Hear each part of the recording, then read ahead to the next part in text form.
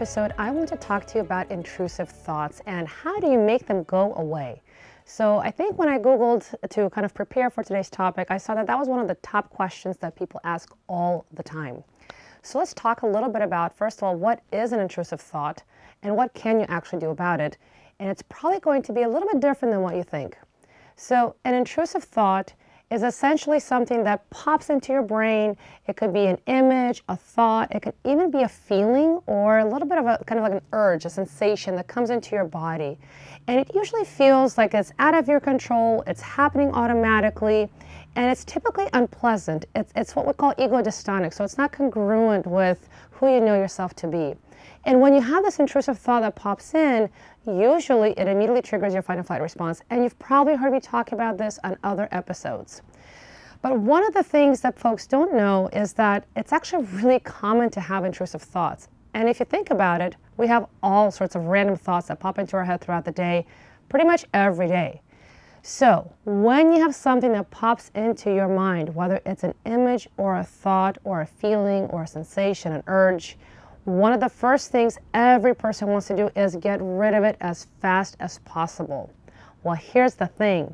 The more you try to fight it and get rid of it, you've probably already noticed, it's like this pesky little thing that gets, more sticky and it gets more intensive and you end up having more of it, not less of it.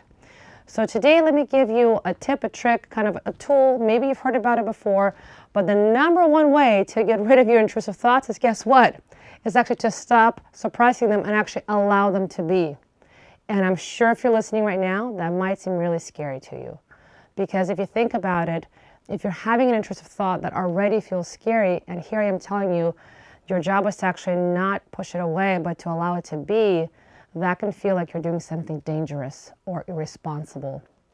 But one thing that we have to learn to distinguish is the difference between a thought and an action.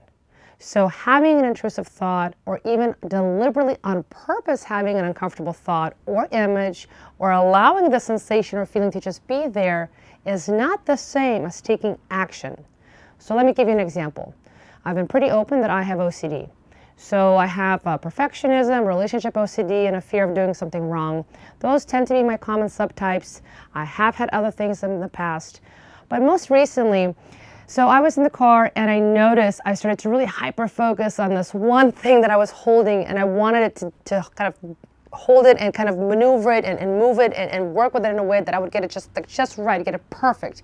And I got so hyper-focused on it, and I noticed the more I was hyper-focusing on it, the more I was trying to get it to be perfect, my anxiety started to mount. Now, because I know what's happening, I recognize pretty quickly, I'm having that intrusive feeling, and I'm also having that intrusive experience of fixating on it needs to be perfect.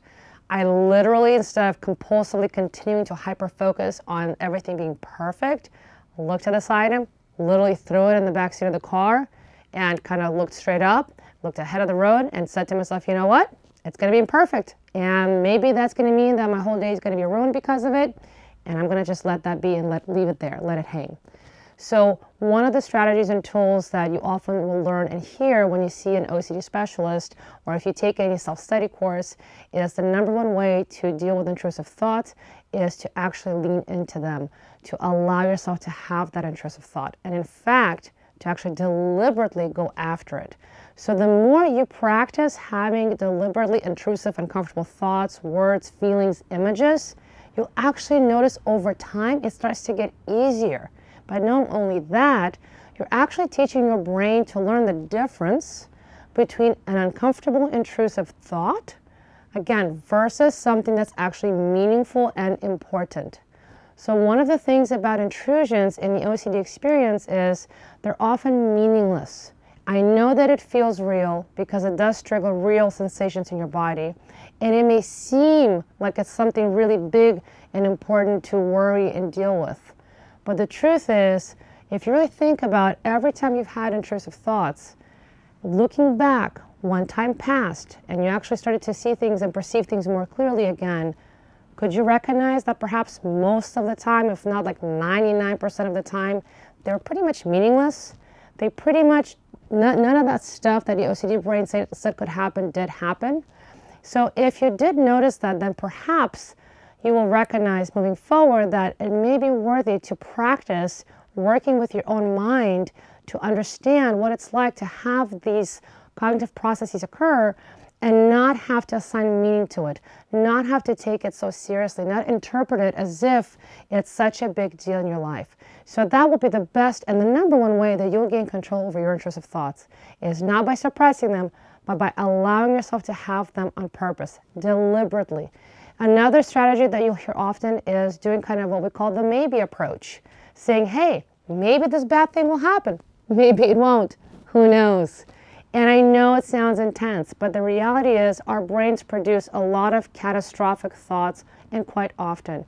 And in OCD, those catastrophic outcomes are the things that you want to be able to start to say, hey, look, brain, maybe this will happen, maybe it won't. I just don't know.